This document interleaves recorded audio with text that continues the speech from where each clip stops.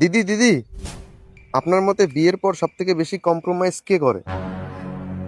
Compromise কে আবার? আমরা বউরা।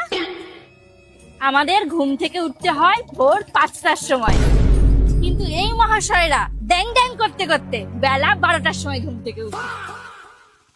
বিয়ের পর এনারা এনাদের মা বাবার সাথেই থাকে, কিন্তু আমাদেরকে মা বাবার সাথে দেখা করার জন্য সবার থেকে পারমিশন নেওয়া লাগে। এনাদের সব অভ্যাস আগের মতোই থাকে, কিন্তু আমাদের বউদের সমস্ত অভ্যাস বদলে দেওয়া হয়। এত কিছুর পরেও এই মহাশয় আমাদেরকে বলবেন যে আমরা এনাদের জন্য কি করেছি। এবার এনাদেরকে কে বোঝাবে?